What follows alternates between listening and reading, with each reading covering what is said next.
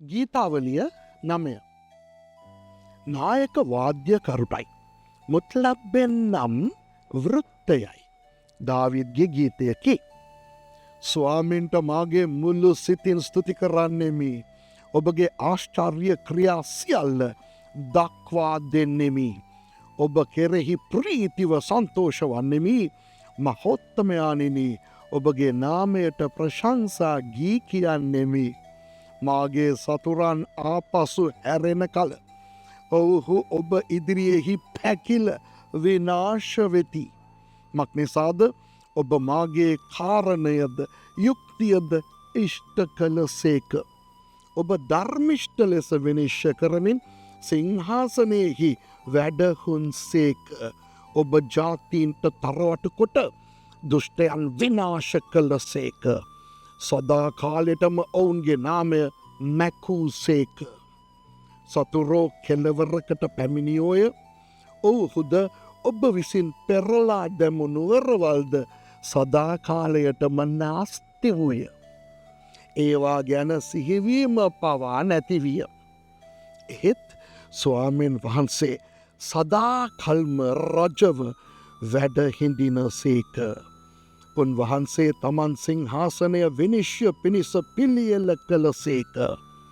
උන්වහන්සේ ධර්මිෂ්ඨකමින් ලෝකයා විනිශ්චය කරන සේක. අවංකකමින් ජනයන්ට යුක්තිය සලස්වා දෙන සේක. ස්වාමීන් වහන්සේ පීඩා ඇත්තවුන්ට උස්කොටුවක් වන සේක. විපත්ති කාලවලදී උස්කොටුවක් වන සේක. ඔබගේ නාමය දන්නෝ ඔබ කෙරෙහි විශ්වාස කරන්නාහුය. මක්නිසාද ස්වාමිනි, ඔබ සොයන්නන් ඔබ අත් නෑරිය සේක. සියොන්හි වාසය කරන ස්වාමින්ට ප්‍රශංසා ගී කියාව. සෙනග අතරේ උන්වහන්සේගේ ක්‍රියා ප්‍රකාශ කරාව.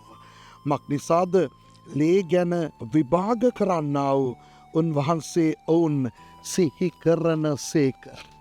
දිලිඳාගේ මොර්ර ගැසීම මතක නැති නොකරන සේක.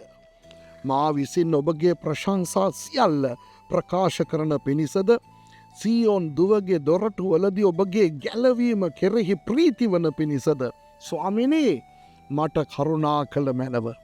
මරණ ద్వාරවලින් මා ඔසවන්නා වූ ඔබ මට ද්වේෂ කරන්නන්ගෙන් මා විඳින පීඩා බැලුව මැනව.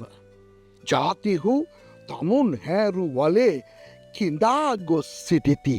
ඔවුන් රහසින්න හෙළූ දැලට ඔවුන්ගේම පා අසුවී තිබේ. ස්වාමීන් වහන්සේ යුක්තිය ඉෂ්ටකොට තමන්ම දැක්වූ සේක. දුෂ්ටයා තමා අතින් කළ ක්‍රියායෙහිම අසුවී සිටි. දුෂ්ටයෝ එසේය දෙවියන් වහන්සේ සිහි නැති කරන සියලු ජාතිහු ෂයෝලට හැරියන්නාහුය. මක්නිසාද දුප්පතා නිතරම මතක නැති නොවන්නේය. දිලිඳුන්ගේ බලාපොරොත්තුව සදාකාලෙටම විනාශ නොවන්නේය. ස්වාමිනී, නැග්ගුටුන මැනව. මනුෂ්‍යයා ජය නොගනීවා. ජාතිහු ඔබ ඉදිරියේ විනිශ්්‍ය කරනු ලබත්වා. ස්වාමිනී, ඔවුන්ට බය පැමිණෙව්ව මැනව. ජාතිහු තමුන් මනුෂ්‍යයන් පමණක් බව දැනගනිත්වා. ආමෙන්.